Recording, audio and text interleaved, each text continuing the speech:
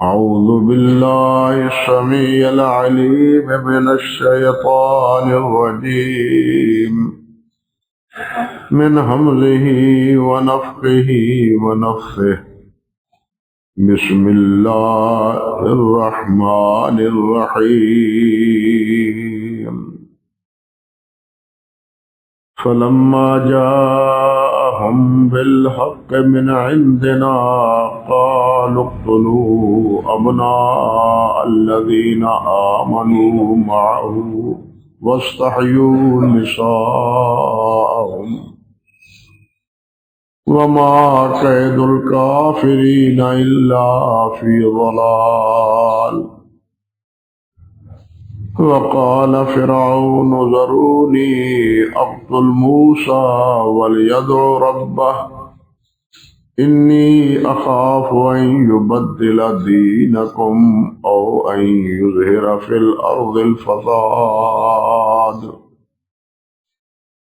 سبحان ربك رب العزة عما يصفون وسلام على المرسلين والحمد لله رب العالمين۔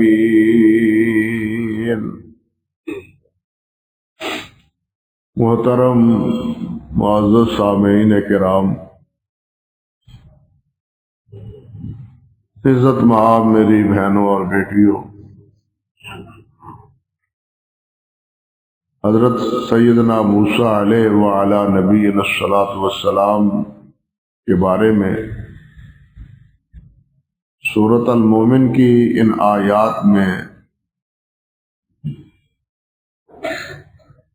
جو ذکر اللہ سبحانہ و تعالی نے فرمایا ہے، اس حوالے سے آیات کی یہاں روشنی میں آپ پہلے خطبات میں مسلسل گفتگو سنتے رہے۔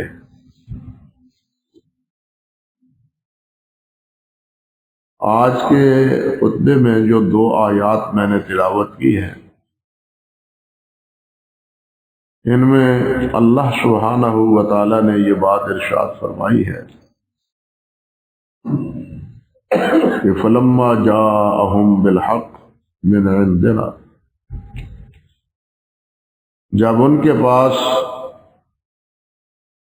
ہماری طرف سے حق آ گیا،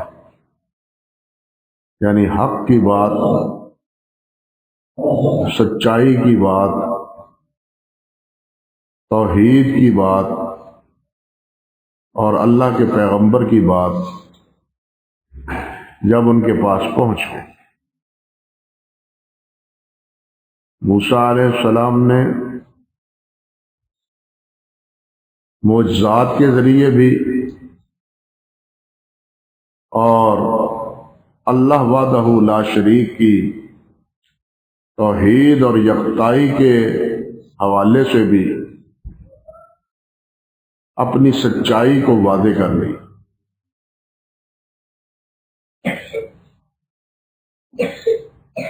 فرعون وہ دل سے تو اس حقیقت کو تسلیم کر گیا تھا، مگر اس تسلیم کرنے کو وہ اپنی حکومت کے خاتمے کا احساس لیے ہوئے حضرت موسیٰ علیہ السلام کی مخالفت کر رہا تھا۔ یہ بات نہ تھی کہ اسے بات سمجھ نہیں آئی، بات سمجھ آئی، سمجھایا موسیٰ علیہ السلام نے، اور موسیٰ علیہ السلام کے دلائل اور براہین جو سورۃ طٰہٰ اور سورۃ شعراء میں اللہ نے بیان فرمائے ہیں، ان کا کوئی جواب فرعون کے پاس نہ تھا، اور معجزات کا تو مقابلہ ہو ہی نہیں سکتا، نہ وہ کوئی کر سکتا ہے۔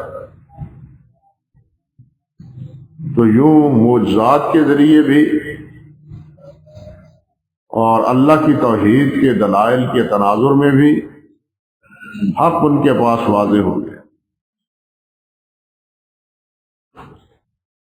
لیکن اس کا حل انہوں نے کیا سوچا؟ اندر سے تو وہ بالکل اکھڑ چکا، مزمحل ہو چکا۔ اللہ ذو الجلال والاکرام نے خود اس بات کا اظہار فرمایا ہے،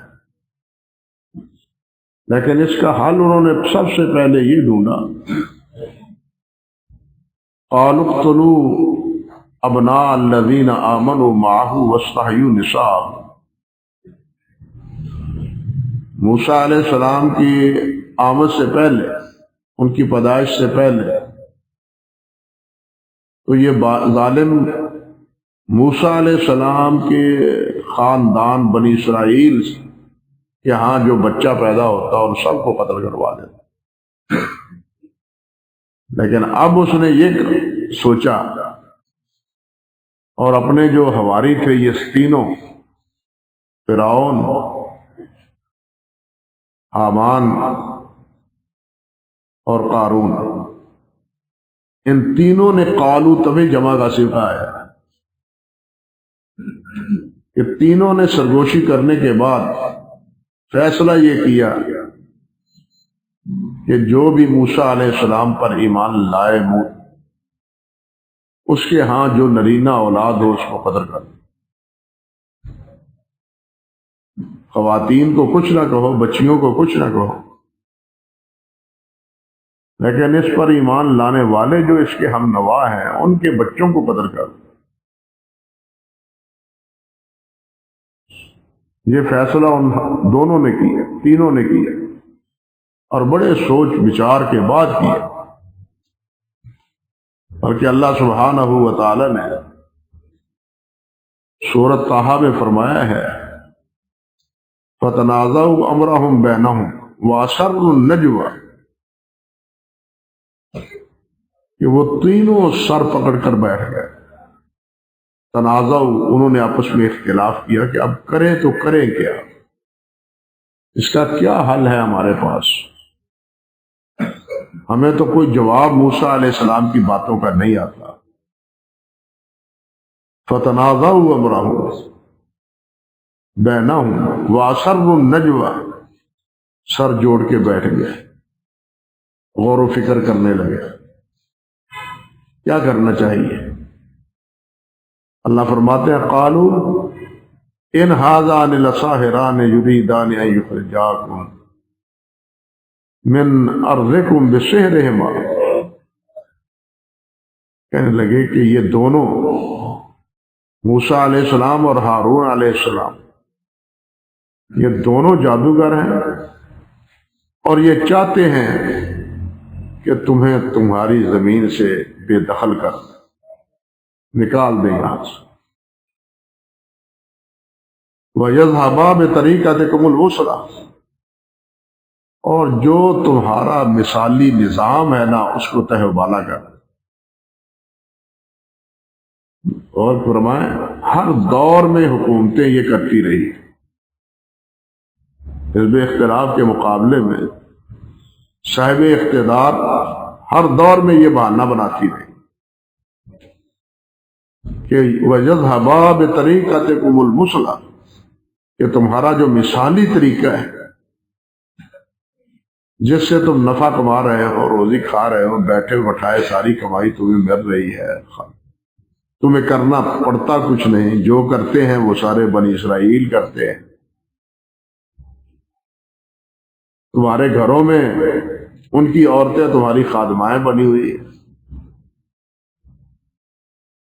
تو یہ سارا نظام تلپٹ ہو جائے گا اگر موسیٰ علیہ السلام کی بات مان لی۔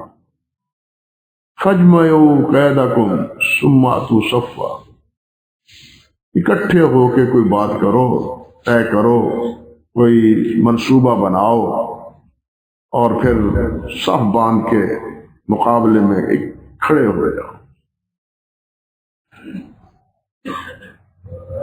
قرآن مجید میں ایک ہی واقعے کو مختلف اسالیب میں اس کے بعض اجزاء کو بیان کیا جاتا ہے،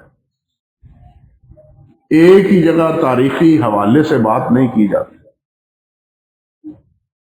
بلکہ جہاں جو بات مناسب ہوتی ہے کہنے کی اسی کو وہاں کہا جاتا ہے۔ یہاں یہی بات اللہ سبحانہ و تعالی نے دو لفظوں میں کہی ہے، قالوا اقتلوا ابناء الذین آمنوا معه واستحيوا نساءهم وما كيد الكافرین الا فی ضلال، کہ ان کے بچوں کو مار دو تاکہ یہ جتھا نہ بنے۔ اگر نوجوان کامیاب بڑے ہو گئے، یہ بچے بڑے ہو گئے، تو پھر تمہارے مقابلے میں آئیں گے، تمہارا بنی اسرائیل کے ساتھ دو دو ہاتھ ہوگا۔ اس لیے اس سے بچنے کے لیے یہی ایک طریقہ ہے کہ ان کے بچوں کو مارو، اور واستحیوا نساءہم، اور ان کی عورتوں کو زندہ رہنے دو۔ مگر اللہ ذوالجلال والاکرام نے فرمایا وما کید الکافرین الا فی ضلال، مگر اس سے پہلے ایک بات ہے جس کا ذکر سورۃ الاعراف میں، جب فرعون نے یہ بات کہی تو موسیٰ علیہ السلام پر ایمان لانے والے ان کی ہم نوا بنی اسرائیل وہ پریشان ہو گئے، اور پریشانی کی حالت میں حضرت موسیٰ علیہ السلام سے عرض کرتے ہیں قالوا اوذینا من قبل ان تأتینا ومن بعد ما جئتنا، موسیٰ تیرے آنے سے پہلے بھی ہم یہ سزا اور یہ مصیبت جھیل چکے ہیں، اور اب تیرے آنے کے بعد بھی یہی مصیبت ہمارے گلے پڑ گئی، کیا کرے؟ آپ کے آنے سے پہلے بھی ہمارے بچوں کو نہیں چھوڑا گیا، اور اب آپ آئے ہیں تو تب بھی اب ہمارے بچوں کو نہیں چھوڑا جائے گا۔ اتنا بڑا ظلم، پریشان ہو گئے بنی اسرائیل۔ مگر حضرت موسیٰ علیہ السلام نے ارشاد فرمایا قال عسى ربكم ان يهلك عدوكم، صبر کرو، ان قریب اللہ سبحانہ و تعالی تمہارے دشمن کو ہلاک کر دے، وَيَسْتَخْلِفَكُمْ فِي الْأَرْضِ، اور اس کی جگہ اللہ تمہیں تمکنت بخشے گا، تمہیں خلیفہ بنائے گا، تمہیں نمائندہ بنائے گا، تمہاری باری ہوگی اب۔ لیکن ایک بات یاد رکھو فَيَنْظُرُ كَيْفَ تَفْعَلُونَ، پھر اللہ دیکھے گا کہ تم کیا کرتے ہو۔ یہ حکومتوں کا آنا جانا بطور امتحان ہے، یہ سر کا تاج نہیں ہے صرف، بلکہ بطور امتحان ہے کہ یہ کیا کرتے ہیں اور کیا کر کے آگے میرے پاس پہنچے نہ آئیں گے۔ اللہ اکبر کبیر۔ لیکن اس کا کوئی فکر میں نہیں سمجھتا خلفائے راشدین یا حضرت عمر بن عبدالعزیز، حضرت معاویہ، ان حضرات کے علاوہ، خیر القرون کے دور میں کے علاوہ کسی بادشاہ کو الا ماشاء اللہ ماشاء اللہ، اور وہ یہی کہتے ہیں کہ یہ بادشاہ، یہ استحقاق ہے ہمارا، حق ہے ہمارا، ہمیں اللہ نے عزت دی ہے، ہم اس کے حقدار ہیں، اور دور میں یہی کہتے رہے۔ وہ یہ سمجھتے ہی نہیں کہ یہ جو باری ہمیں اللہ تعالیٰ نے دی ہے یہ ہماری آزمائش کے لیے، یہ ہمارے امتحان کے لیے کہ ہم کیا کرتے ہیں۔ اور یہ بھی عجیب بات ہے، اللہ سبحانہ و تعالیٰ معاف فرمائے، ہمارا بھی وہی حال ہے، پہلی قوموں کا بھی یہی حال۔ آپ دیکھیں نوح علیہ السلام کی قوم کا بیڑا غرق ہوا، صالح علیہ السلام کی قوم کا بیڑا غرق ہوا، قوم عاد ثمود یہ ساری تباہ و بربادی سے دوچار ہوئی، لوط علیہ السلام کی بستی اور ان کے سامنے ان کے مخاطبین، ان کو اللہ سبحانہ و تعالیٰ نے رہتی دنیا تک باعث عبرت بنا دی۔ اس جگہ کوئی باعث عبرت بنا دی جہاں کوئی جانور پال ہی نہیں سکتا، پانی کے جانور وہاں رخ ہی نہیں کرتے۔ اللہ اکبر کبیرہ۔ اسی طرح یمن کے بادشاہ، اور اسی طرح دوسرے اقوام، فرعون بھی. لیکن کیا کسی آنے والے کو پہلے کی والوں سے کوئی عبرت حاصل ہوئی، کوئی سبق حاصل ہوا کہ وہ کس جرم کی پاداش میں مارے گئے، کس غلطی کی وجہ سے وہ صفحہ ہستی سے مٹا دیے گئے، ان کے جرائم کیا تھے، قصور کیا تھا؟ کہیں وہ جرم اور ہم تو مرتکب جرموں کے نہیں ہو رہے، کہیں وہ غلطیاں ہم تو نہیں دوہرا رہے، کہیں ہم تو وہ غلطی نہیں کھا رہے. کسی قوم کو یہ سوچنے کا موقع نہیں ملا، نہ انہوں نے سوچا. وہ یہی سمجھتے رہے انہوں نے غلطیاں کی، انہوں نے مار کھائی، اب تو اللہ تعالیٰ نے ہمارے اوپر فیضان کیا ہے. مکے والے کہتے تھے نا، نحن اکثر اموال و اولاد وما كنا، فرماتے ہیں کہ اللہ تعالیٰ کہ انہوں نے کہا کہ اللہ نے ہمیں اولاد بھی دی ہے، اللہ نے ہمیں اولاد مال بھی دیا ہے، اللہ ہم پر راضی ہے، ہمیں اللہ عذاب کیسے دے گا؟ یہ ہے غلطی. یہ نہیں سمجھتے کہ یہ مال اور یہ اولاد خود آزمائش ہے. بات سمجھے نا، یہ اولاد اور یہ مال خود آزمائش ہے. یا ایھا الذین آمنوا لا تلھکم اموالکم ولا اولادکم عن ذکر اللہ. اللہ نے تو فرمایا ایمان والوں سے، ایمان والو یہ تمہارے مال اور تمہاری اولادیں تمہیں اللہ کے ذکر سے غافل نہ کر دیں. اللہ کو بلا نہ دو مال آنے کی وجہ سے، عزت ملنے کی وجہ سے اللہ کو بلا نہ دو. فراوانی اللہ نے عطا فرمائی ہے تو اللہ کو بلا نہ دو، اللہ کا شکر ادا کرو. اللہ نے تو یہ فرمایا ہے.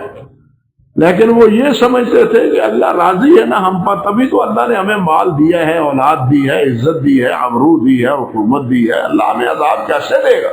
یہ ہے شیطانی جھانسا، اور اسی میں اب ہم پھنسے ہوئے. اس وقت پوری دنیا میں جو ہلچل مچی ہوئی ہے، اور پوری دنیا میں جو اللہ نے فرمایا ظہر الفساد فی البر والبحر، جو خبریں ہم سن رہے ہیں، میڈیا پر پڑھ رہے ہیں، کہ ساری دنیا میں ہلچل مچی ہوئی، ایک دوسرے کے خلاف لڑائی جھگڑا قبضہ، یہ سب ہو رہا ہے. یہ پتہ ہی نہیں کہ اس کا انجام کیا ہوگا. اللہ نے تو فرمایا ظہر الفساد فی البر والبحر بما کسبت ایدیکم، یہ تمہاری کرتوتوں کا نتیجہ ہے، تم کر رہے ہو، تمہارے برے اعمال ہیں جس کی وجہ سے یہ سارا فساد ابھر رہا ہے. تمہاری منمانی ہیں، جو بڑا بنتا ہے وہ جو چاہتا ہے وہ کرتا ہے، خواہ وہ ظلم ہو، زیادتی ہو، قتل و غارت ہو، جو بھی ہو، کسی دوسرے کو ذلیل کرنے میں کمی نہیں چھوڑ. یہ نہیں پتا کہ کہیں اس کے بعد میری باری ذلیل ہونے کی نہ آئے. خود ہمارے ملک میں بھی یہ عبرتیں موجود ہیں یا نہیں ہیں؟ 70 کی دہائی سے لے کے آج تک سب کو یہی آپ اپنی آنکھوں سے دیکھتے اور سنتے ہیں. جو آیا ہے اس نے دوسروں کو ذلیل کیا ہے، لیکن جب خود گیا ہے وہ پہلے کے لیے اس سے بھی زیادہ ذلیل ہوا. ہم عبرت ہی نہیں حاصل کرتے کہ یہ اللہ ذوالجلال نے ہمیں موقع دیا ہے تو ہمیں چاہیے کہ اللہ کی اطاعت کریں، اللہ کے رسول کی فرمان برداری کریں، اللہ کے حکام کی تنفیذ کریں. اللہ اکبر کبیر. فرعون پھر کیا اپنے اس حکم پر کامیاب ہو سکا اور اس نے اس حکم پر عمل کیا؟ موسیٰ علیہ السلام کی آمد سے پہلے تو وہ یہ کرتا رہا، لیکن یہ جو اب فیصلہ کیا تھا اس نے، جو موسیٰ علیہ السلام پر ایمان لائے ہیں ان کے بچوں کو قتل کر، کیا اس پر وہ کامیاب ہوا؟ اس پر کامیاب نہیں ہوا.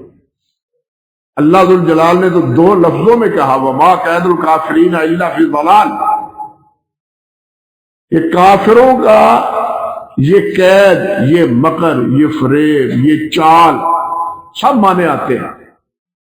یہ جو چال انہوں نے چلی یہ ساری بیکار ہو کے رہ گئی، کوئی فائدہ نہ دیا۔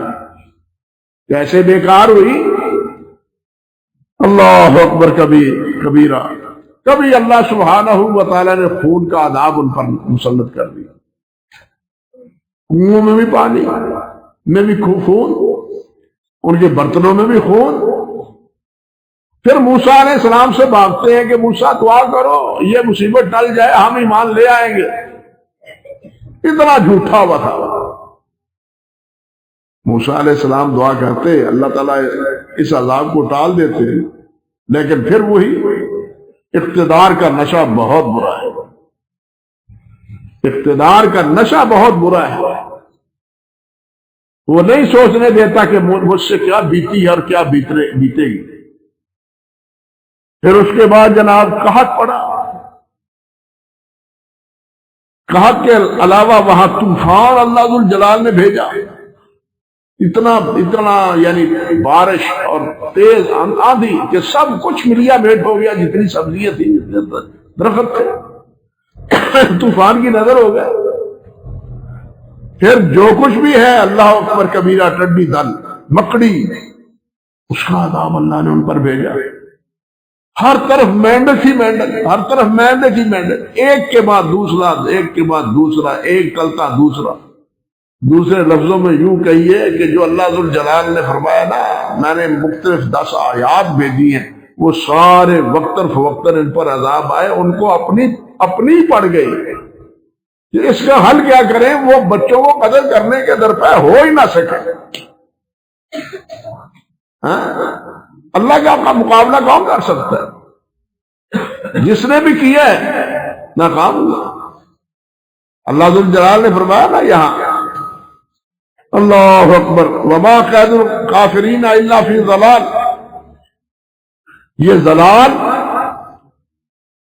یہ اس کے معنی سیدھی راہ سے بھٹکنے کے بھی ہیں، اس کے معنی گمراہ ہو جانے کے بھی ہیں، اور اس کے معنی گم ہو جانے کے بھی، ضائع ہو جانے کے بھی۔ یہ سارے معنی اس لفظ کے تحت آتے ہیں۔ اب دیکھیے قرآن مجید میں یہی لفظ کس معنی میں آیا ہے؟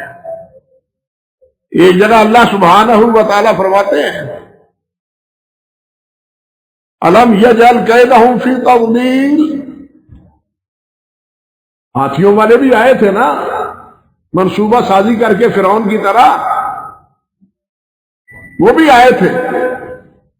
ہاتھیوں کا کون مقابلہ کرے گا جی ہمارے ہاتھیوں کا؟ لیکن اللہ فرماتے ہیں وما الم یجعل کیدہم فی تضلیل۔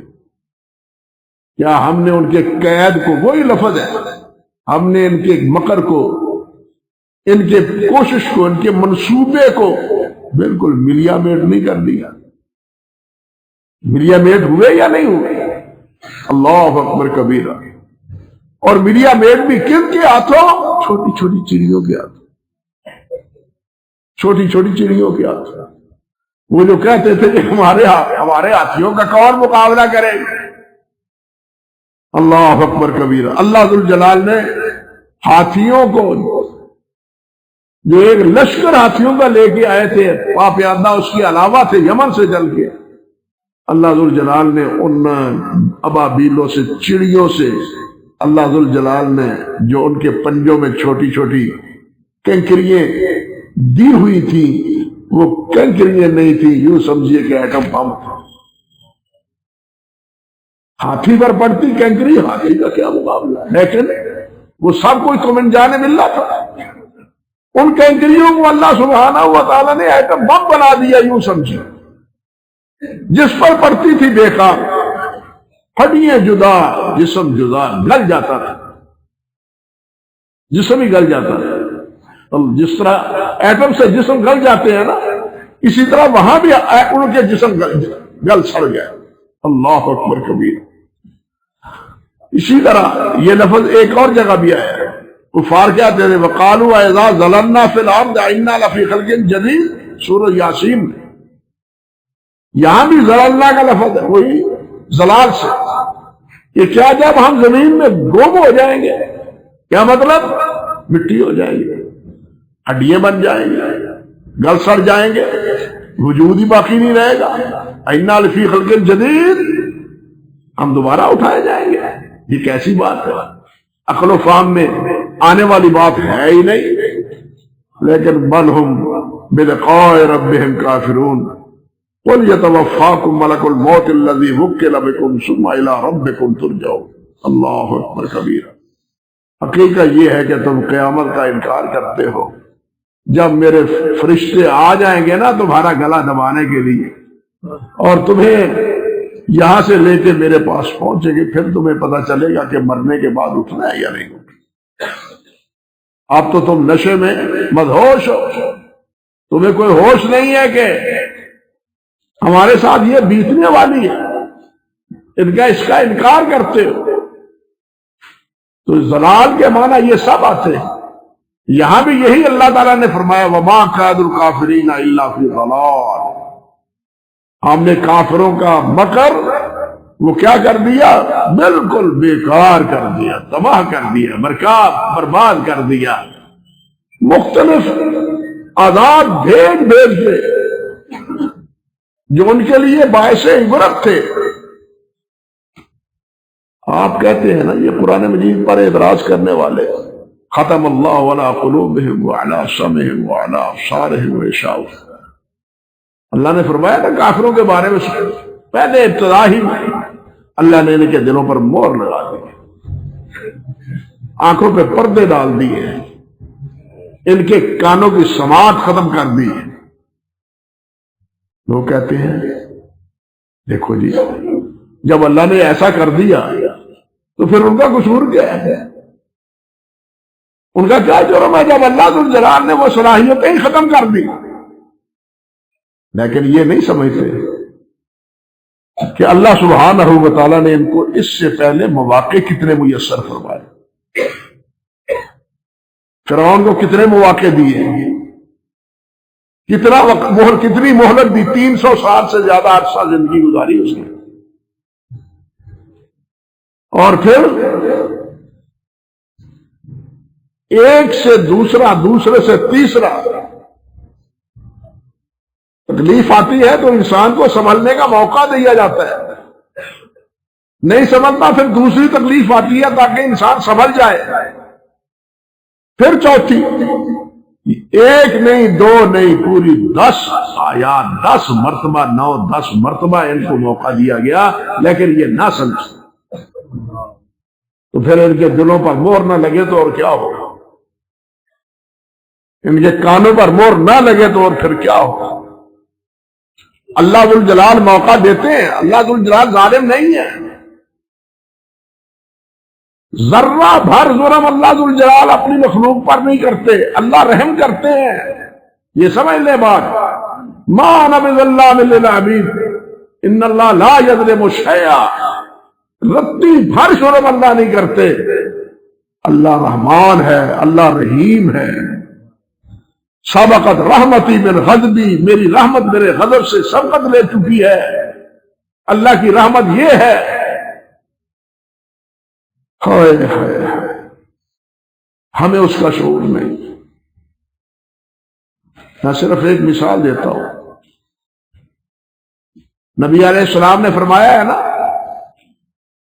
کہ اتقوا الظلم فإنہ یوم القیامہ ظلمات یوم القیامہ. ظلم نہ کرو، یہ ظلم قیامت کے دن ظلمات بنیں گے، تمہارے لیے اندھیرے بنے گے. کسی پر ظلم نہ کرو. فرمایا کہ حتیٰ کہ اگر ناجائز کسی کو آپ نے تھپڑ مارا ہے تو اس کا بدلہ بھی قیامت کے دن تمہیں دینا پڑے گا. کیوں وہ انصاف کا دن ہے. لیکن ذرا بھائی غور تو کرو، سوچو تو صحیح. وہ واقعہ تو آپ نے کئی بار سنا، علماء سے بھی میں نے بھی سنایا کہ جو آدمی 100 افراد کا قاتل تھا وہ توبہ کرنے کے لیے چلا، راستے میں مر گیا، زمین کو اللہ ذوالجلال نے اپنی رحمت سے سپیر دیا اور جس طرف جا رہا تھا اس کو سپیرا، وہ کم ہو گئی، نتیجے میں اس کی بخشش ہو گئی۔ سب قصہ سنا ہے آپ نے یا نہیں سنا؟ لیکن سوچنے کی بات ہے کہ جس کو تھپڑ مارا جائے اس کا تو بدلہ ہوگا، تو جس نے 100 قتل کیے ہوں گے ان کا بدلہ نہیں ہوگا؟ ذرا سوچئے، جس نے 100 قتل کیے ہوں گے کیا ان کا کوئی بدلہ نہیں؟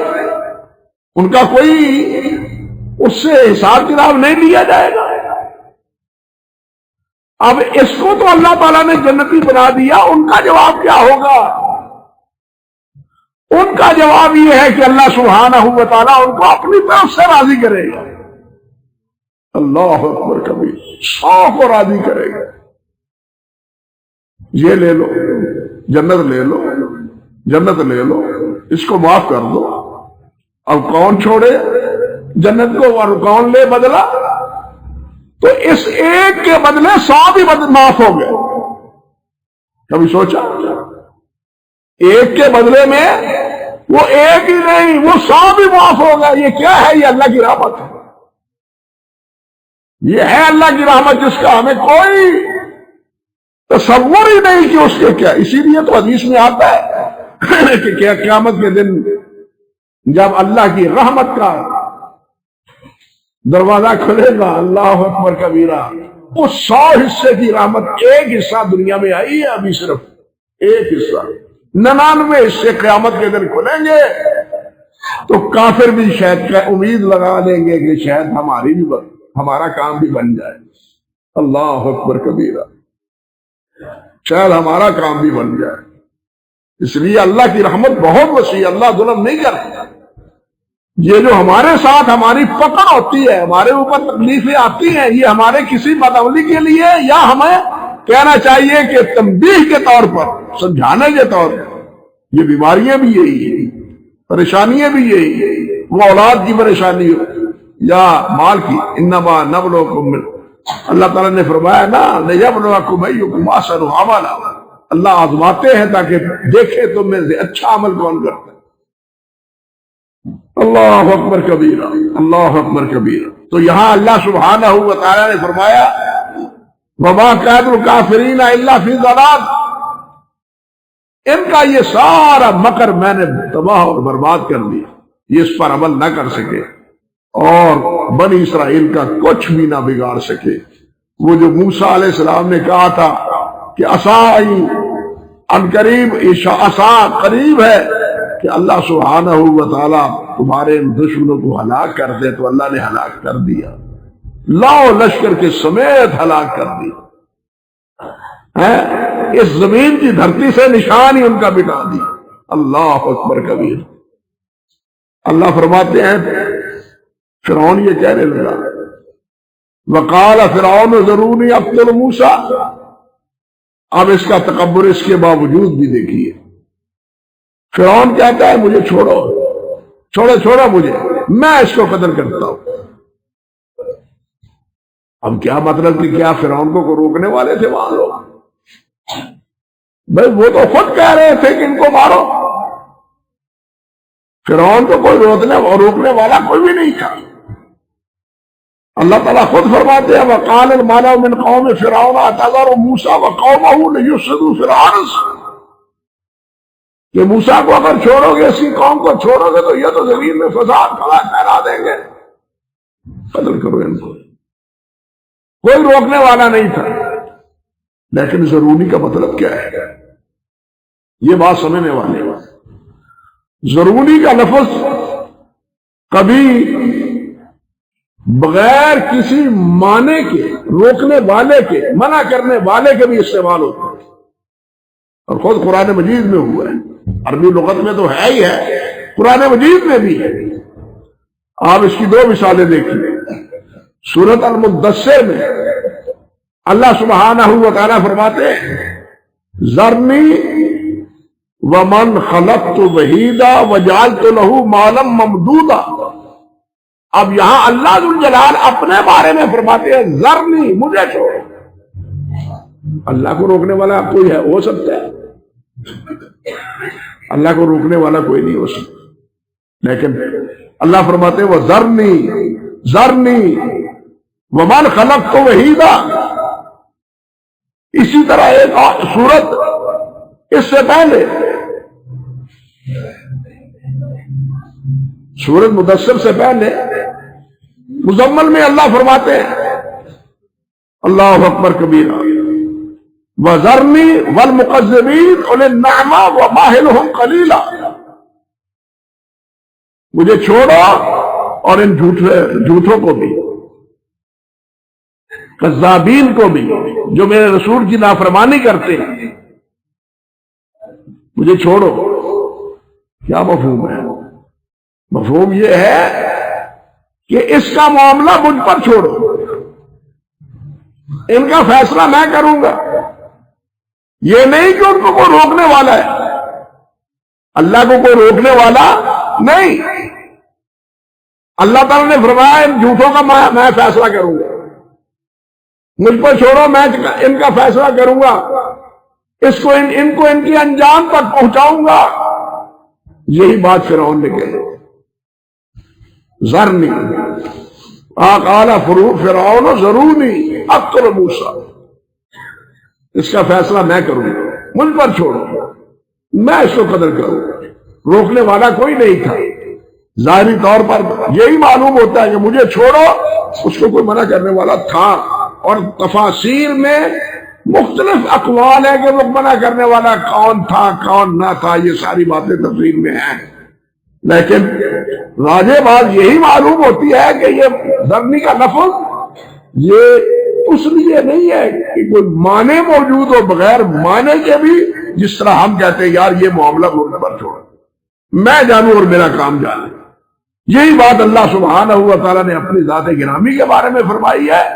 اور فرعون متکبر، سب سے بڑا متکبر تھا، اس نے بھی یہی بات کہی، تجھے رہن دو، ایک منصوبہ میرے سے رہن دو، تجھے چھوڑو، میں جانا اور میرا کام جانا، جس طرح ہم کہتے ہیں وہی بات فرعون نے کہی۔ لیکن اس کا پھر آگے انجام کیا ہوا؟